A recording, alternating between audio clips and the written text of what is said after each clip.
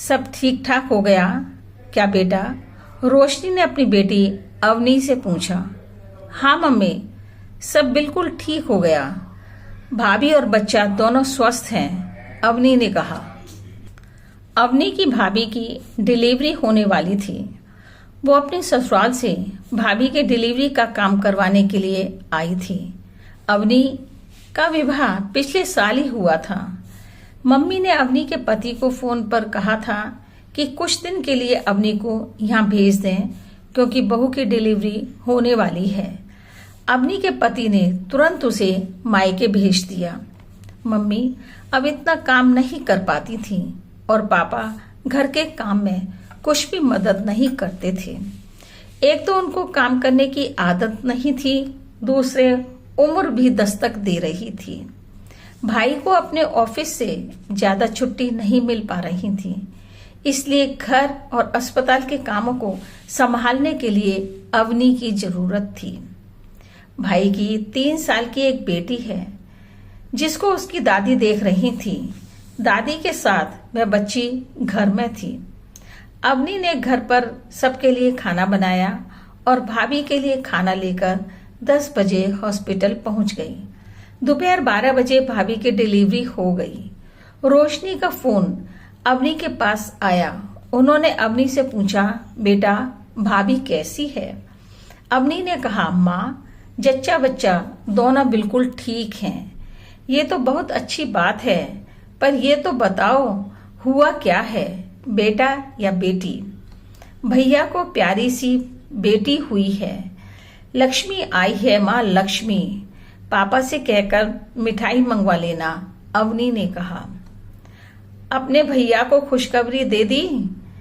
अपनी माँ के कहने से अवनी समझ गई कि माँ को अच्छा नहीं लगा है। हाँ, सबसे पहले भैया को ही ऑफिस फोन करके बताया था।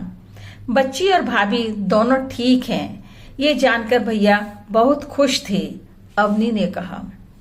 तुम लोग तो खुश हो गई ही, बड़ों की भावनाओं को तो समझते ही नहीं हो। वंश कैसे आगे बढ़ेगा यह कोई सोचता ही नहीं है। तुम्हारी भाभी तो लड़कियां ही पैदा किए जा रही है, माँ कहती जा रही थी। अच्छा मम्मी, बाद में बात करते हैं। डॉक्टर राउंड पर आने वाली हैं और भाभी को दवाई भी देनी है, कहकर अवनी ने फोन बंद कर दिया। अवनी को यह पता था कि उसकी माँ पुराने विचारों की है, लेकिन इतने पुराने विचारों, रूढ़िवादिताओं से घिरी हुई हैं कि भैया की दूसरी बेटी होने पर ऐसे कठोर शब्दों का प्रयोग करेंगी, अंदाजा नहीं था। अवनी को अपनी माँ की बातें अच्छी नहीं लगी। मैं भी तो मम्मी की बेटी हूँ, मुझे तो मम्मी इतना प्यार करती हैं। अरे क्या हो गया अगर घर में 2 नन्ही नन्ही परियां आ गईं तो? माँ तो कितनी बेकार की बातें कर रही हैं। आज के युग में भी न जाने कौन सी दुनिया में जी रही हैं। मन ही मन ऐसा बोलती अवनी मैटरनिटी रूम में चली गई अपनी भाभी के पास। 3 दिन बाद भाभी को हॉस्पिटल से छुट्टी मिलनी है। हर रोज अवनी कुछ ही देर के लिए घर जाती, नहा धोकर और भाभी के लिए दलिया, खिचड़ी, दूध आदि लेकर आ जाती। अवनी के लिए और भाभी का खाना भाई रात को लेकर आ जाता था। पूरे दिन अवनी ही हॉस्पिटल में रहती थी। मम्मी आप भी मेरे साथ हॉस्पिटल चलो, भाभी को देखने के लिए। कुछ देर रुकना और आ जाना। भाभी कल या परसों तो घर पर आ ही जाएंगी, जिससे कोई यह ना कह सके कि सास बहू को देखने हॉस्पिटल में भी नहीं आई। जब दूसरे दिन अवनी खाना लेने और नहाने के लिए घर पर आई थी, तब ये बातें उसने अपनी माँ से कही थी। नहीं, मैं क्या करूंगी वहां आकर? तुम लोग हो तो वहां पर दूसरी लड़की की खुशी मनाने के लिए। मम्मी की ऐसी जली कटी बातों से अवनी का दिल बहुत दुखा, पर उसने माँ को कुछ भी नहीं कहा। ऐसी बातें क्यों कर रही हो मम्मी? ताई जी, ताऊ जी भी देखने के लिए आए थे। भैया के ऑफिस से भी बहुत सारे लोग मिलने के लिए आए थे। बस ना आप आई हो और न पापा। सुन बेटा, अब पापा तो कहीं ज्यादा आते जाते नहीं हैं, किंतु आप तो चल सकती हो। कितनी प्यारी बच्ची है, सभी को अपनी तरफ आकर्षित कर लेती है। 2 दिन की हुई है और सबको देखकर मुस्कुराती है। अवनी माँ को यह कहकर हॉस्पिटल आने के लिए समझा रही थी। ठीक है, जब घर पर आ जाएगी तब मिल लूंगी, माँ ने कहा। अवनी को तो यह पहले से ही मालूम था कि एक तो माँ जिद्दी है, दूसरे पुराने रूढ़िवादी विचारों से घिरी हुई हैं। ऐसा भी नहीं है कि मम्मी अनपढ़ हैं, उस समय के हिसाब से बीए पास हैं। फिर भी उनके मन में बेटा बेटी को लेकर इतना अधिक अंतर है। कैसे वह बेटी होने पर इतने निष्ठुर हो सकती हैं? माँ को अस्पताल नहीं आना था, नहीं आई, क्योंकि वह तो बेटे की उम्मीद लिए हुए बैठी थी, बेटी की नहीं। वह इसमें सारा दोष भाभी का ही मानती हैं। अवनी तो माँ को समझाने के अतिरिक्त कुछ और नहीं कर सकती थी। वह अपने ससुराल से इस जरूरी काम के लिए आ गई थी, यही काफी था। वह बेटा बेटी के चक्कर में बहस करके अपने ससुराल तक बात नहीं पहुंचाना चाहती थी। फिर भी कभी जरूरत पड़ने पर ससुराल वाले फिर ना भेजें, यही सोचकर वह चुप हो जाती थी। यद्यपि अवनी का मन यह था कि वह माँ को समझा दे, परंतु माँ को समझाना कोई सरल काम नहीं था। कल भाभी अस्पताल से घर पर आ जाएंगी, लेकिन मैं माँ की सोच भाभी तक नहीं पहुंचने दूंगी। भाभी और नन्ही परी का स्वागत खूब जोर शोर से करेंगे। धीरे धीरे माँ समझ जाएगी और सब नॉर्मल हो जाएगा। अगले दिन अवनी भाभी को लेकर घर आ गई। उसने बच्ची माँ की गोद में दे दी। मम्मी ने बच्ची को गोद में तो ले लिया, पर उनके चेहरे पर कोई खुशी नहीं थी। अवनी ने माँ की इस प्रतिक्रिया को अनदेखा कर दिया। अवनी ने डरते डरते भाभी का चेहरा देखा, पर भाभी नॉर्मल थी। शायद उन्होंने माँ का चेहरा नहीं देखा था। वह खुश थी। भाभी की बिटिया बड़े ऑपरेशन से हुई थी, इसलिए उनको कुछ दिन और आराम की जरूरत थी। अपनी भाभी के आराम का, दवाइयों का, खाने का, बच्ची की देखभाल का पूरा ध्यान रख रही थी। धीरे धीरे करके अवनी को अपने ससुराल से आए हुए 12 दिन हो चुके थे। अरे भाई, कब घर आओगी? आने का इरादा भी है या नहीं, या फिर मायके में ही रहना चाहती हो? पूरे 12 दिन हो चुके हैं मुझसे दूर हुए, अवनी के पति ने फोन करके अवनी को कहा। अच्छा, 12 दिन हो गए? काम अधिक होने के कारण ऐसा लग रहा है जैसे अभी 2-3 दिन ही हुए हैं। रात और दिन का भी ज्ञान नहीं रहा है, अवनी ने मजाक करते हुए अपने पति को कहा। तुम्हें ही तो पता नहीं चल रहा है, पर मुझे तो एक एक मिनट भारी पड़ रहा है। अच्छा, ये सब छोड़ो मेरी जान, ये बताओ कि अब कब आ जाऊं तुम्हें लेने? मम्मी से पूछकर बताती हूँ। अवनी, मेरी मम्मी भी तुम्हें याद कर रही हैं। कह रही थी बेटा, बहुत दिन हो गए मेरी बहू को गए हुए, अब तो बुला लो उसे। फिर अवनी ने अपने पूरे घर की कुशलता पूछी और कहा, मम्मी पापा से बात करके आपको आज ही बताती हूँ। अवनी को फोन पर बात करते देख माँ ने पूछा, किसका फोन था? मम्मी, इनका फोन था, पूछ रहे थे कब लेने आ जाऊं। दामाद जी इतनी जल्दी लेने आ रहे हैं? बेटा, 2-4 दिन और रुक जाती, हमारे साथ तो रही ही नहीं। कह रहे थे 12 दिन हो गए हैं तुम्हें वहां गए हुए, इसलिए अब आप बता दो कि कब लेने आ जाएं, जिससे मैं फोन करके बता सकूं। बेटा, तू चली जाएगी तो यहाँ का काम कैसे होगा? कौन करेगा? थोड़ा और नहीं रुक सकती है क्या? माँ ने कहा।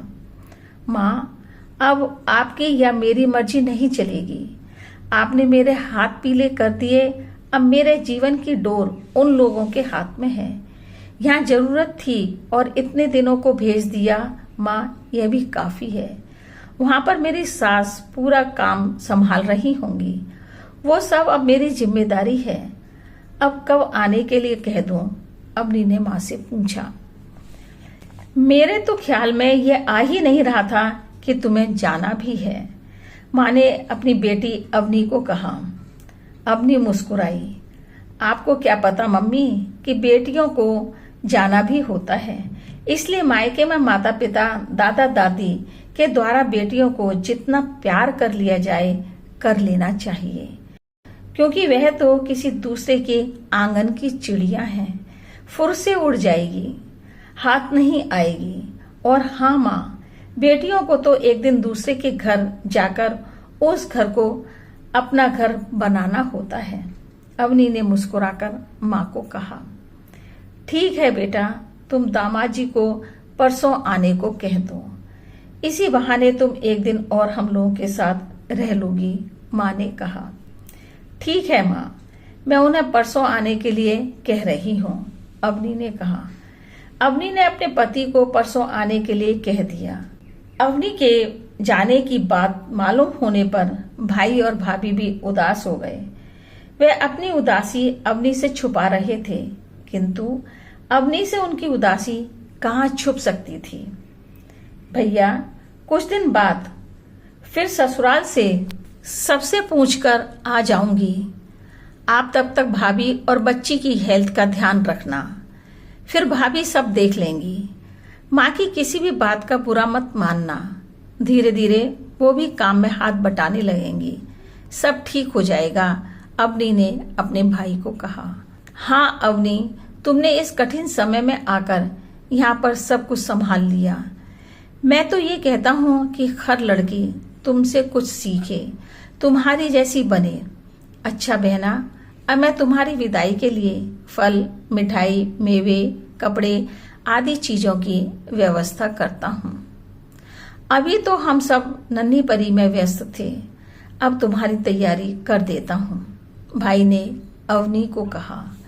भाई की बातों ने अवनी को भी भावुक कर दिया, पर उसने अपने आप को संभाला और भाभी के पास चली गई। मम्मी, ये लो बच्ची की मालिश कर दो। हर रोज दिन में लगभग इसी समय इसकी मालिश जरूर कर दिया करना। फिर भाभी के कमरे में गई, बच्ची को लेकर आई और माँ की गोद में लाकर दे दी। अवनी की माँ ने बच्ची को अच्छे से संभाल लिया। मैं बच्ची की मालिश वाला तेल लेकर आती हूँ, भैया बहुत अच्छा तेल मालिश के लिए लेकर आए हैं, कहकर अवनी भाभी के कमरे से तेल की एक शीशी लेकर आई और माँ को पकड़ा दिया। अवनी ने देखा माँ की गोदी में बच्ची के आने के बाद माँ ने उसका चेहरा ध्यान से देखा और फिर धीरे से मुस्कुराई। बच्ची भी पलटकर मुस्कुरा दी। दादी को रेस्पॉन्स दे रही थी। माँ ने बच्ची को सीने से लगाया और चूमने लगी। एक छोटा तौलिया तो दो, इनकी बढ़िया से मालिश करेंगे, माँ ने बच्ची के हाथों को चूमते हुए अवनी को कहा। अवनी जल्दी से भाभी के कमरे में गई और बच्ची की मालिश के लिए तौलिया लेकर आई। अवनी देख रही थी, मम्मी ने मालिश की, फिर दूसरे कपड़े पहनाए और माथे पर नजर का टीका लगाया तथा भाभी के कमरे की तरफ जा रही थी।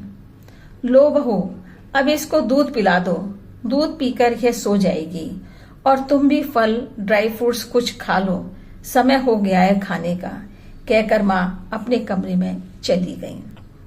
बच्ची की तौलिया और मालिश तेल हमारे कमरे में ही रहने दो, अवनी की माँ ने कहा। अवनी बहुत खुश थी कि सब सामान्य हो रहा है। सबसे अच्छा यह लग रहा था कि माँ अब बच्ची से नाराज नहीं लग रही थी। अगले दिन माँ बच्ची को बहू के कमरे से स्वयं लेकर आ गई, समय से मालिश कर दी और बच्ची को दूध पीने के लिए भाभी को दे आई। अवनी देख रही थी कि माँ का स्वभाव बच्ची के लिए बदल रहा है। वह अब दिन में जब बच्ची जगी होती तो उसे वहां से लेकर आ जाती और खूब उसके साथ खेलती, प्यार करती। अब दो बेटियों वाला निराशा का भाव माँ के चेहरे से तिरोहित हो चुका था। माँ खुश थी। 2 दिन पश्चात अवनी का पति उसे लेने के लिए आ गया। माँ बाप, भाई तथा भाभी ने बड़े भारी मन से उसे विदा किया। भाभी तो ऐसे रो रही थी जैसे उनकी अपनी बेटी विदा हो रही हो। रो मत भाभी, मैं दोबारा जल्दी आ जाऊंगी, अपनी दोनों बच्चियों और आपसे मिलने जल्दी ही आऊंगी, अवनी ने भाभी को चुप कराते हुए कहा। अवनी, तुमने भाभी की बहुत देखभाल की है। मैं तुम्हारा एहसान पूरी जिंदगी नहीं भूलूंगा। तुम्हारा धन्यवाद कैसे करूं समझ नहीं पा रहा हूं, भावुक होते हुए भाई ने अवनी को कहा। अवनी ने भाई को समझाया, फिर माँ, पिताजी, भाभी तथा बच्चियों से मिलकर अपने ससुराल के लिए चली गई। अवनी की कार तो आगे जा रही थी, पर मन पीछे मायके में ही रह गया था। पिछले साल उसकी शादी हुई थी और वह अब तक मायके में इस बार को मिलाकर तीसरी बार ही आई थी। भाई ने मेरी ससुराल में फोन करके आने का अनुरोध करने पर मेरे ससुराल वालों ने मुझे यहाँ भेज दिया था। अवनी के पति ने बिना कुछ ये सवाल किए ही वह कितने दिन के लिए जाएगी, उसके वहां रहने पर उसका ध्यान कौन रखेगा, उसके बूढ़े माँ बाप को कौन देखेगा, माँ अकेले सारा काम कैसे संभालेंगी, ऐसे प्रश्नों को बिना उठाए मुझे मायके में आवश्यकता है, अतः सहर्ष भेज दिया। कार में बैठे बैठे अवनी ने अपने पति की तरफ प्रशंसा भरी दृष्टि से देखा। मायके की याद आ रही है क्या? अवनी ने अपनी तरफ देखते हुए पति से पूछा। अरे नहीं नहीं, अब अपने घर को देखना है। मेरे वहां न रहने से मम्मी जी को भी तो परेशानी हो रही होगी, अवनी ने कहा। हाँ, वो तो है। मम्मी प्रतिदिन तुम्हें याद करती हैं, अवनी का पति कह रहा था। पति की बातों का जवाब अवनी ने मुस्कुराकर दिया। अवनी ससुराल में आकर अपनी दिनचर्या में व्यस्त हो गई। घर के कामों में उसकी सास भी हाथ बटाती थी और एक हेल्पर भी थी। घर पूरी तरह अच्छे से चल रहा था। फिर एक दिन उस घर में भी नए मेहमान के आने की दस्तक हुई। सारे घर में खुशी की लहर दौड़ गई। डॉक्टर ने शुरू में उसे कुछ दिन आराम करने को कहा, बाकी सब ठीक था। अवनी ने यह खुशखबरी अपनी माँ को भी बता दी। माँ ने कहा, देखना तुमको बेटा ही होगा, यह हमारा आशीर्वाद है। माँ बहुत खुश थी। नानी जो बनने वाली थी। ठीक है माँ, तुम्हारा आशीर्वाद तो सौभाग्य की बात है मेरे लिए। बेटा होगा, बेटी होगी, ये सब बातें बाद में करने की हैं। जो भी हो बस ठीक हो, स्वस्थ हो, अवनी ने अपनी माँ को कहा। हर दूसरे चौथे दिन माँ अवनी का हाल पूछती रहती थी। डॉक्टर सब कुछ नॉर्मल बता रहे थे। अवनी के ससुराल में तो यह पहला बच्चा आना था, इसलिए सब बहुत खुश थे। सभी अवनी का खाने पीने का, आराम करने का अच्छे से ध्यान रखते थे। 9 महीने पूरे हुए और अवनी ने एक प्यारी सी बच्ची को जन्म दिया। अवनी के पति, सास ससुर सब बहुत खुश थे। अवनी के पति ने उसके मायके में नन्ही राजकुमारी के आने की खुशखबरी दे दी। तभी अवनी की मम्मी ने फोन पर उसका हालचाल पूछा और कहा, यदि कोई हेल्प की जरूरत हो तो बता देना। नहीं मम्मी, कोई जरूरत नहीं है, सब ठीक है, अवनी ने कहा। अवनी की माँ ने धीरे से पूछा, लड़की होने के कारण घर में कोई कुछ कह तो नहीं रहा है? मम्मी, ऐसा कुछ भी नहीं है। बेटा और बेटी में मेरे ससुराल में कोई अंतर नहीं मानता है। बच्ची और मुझसे सभी प्यार करते हैं, अवनी हंसकर अपनी माँ को बता रही थी। ठीक है बेटा, मेरे को मन में जिज्ञासा हुई इसलिए पूछ लिया, क्योंकि यह जमाना खराब है, हर कोई बेटा ही चाहता है, अवनी की माँ धीरे धीरे कह रही थी। नहीं माँ, अब नया जमाना है। अब बेटा और बेटी बराबर का पढ़ रहे हैं और दोनों ही आगे बढ़ रहे हैं। अपने माता पिता की सेवा बेटों की भांति अब बेटियां भी करती हैं। बेटियां भी वंश आगे बढ़ाती हैं, मायके और ससुराल दोनों स्थानों का वंश। आप बिल्कुल भी चिंता मत करो मम्मी, अवनी ने मम्मी को प्यार भरी सलाह दी थी। अच्छा बेटा, अब मैं फोन रखती हूँ। सौभाग्य लक्ष्मी के उठने की आवाज आ रही है, उसके पास जाएं, देखें, उसे नहीं देखा तो रोने लगेंगी देवी जी। और एक बात और बताएं बेटा, वो अगर थोड़ी देर मुझे नहीं देखती है तो रोने लगती है। मम्मी के शब्दों से खुशी की टपक रही थी, जिसको देखकर अवनी भी बहुत खुश थी। मम्मी ने उस बच्ची का कितना प्यारा नाम रखा है, सौभाग्य लक्ष्मी। मन में ये सब सोचते सोचते अवनी अपनी नन्ही राजकुमारी के कामों में फिर से व्यस्त हो गई।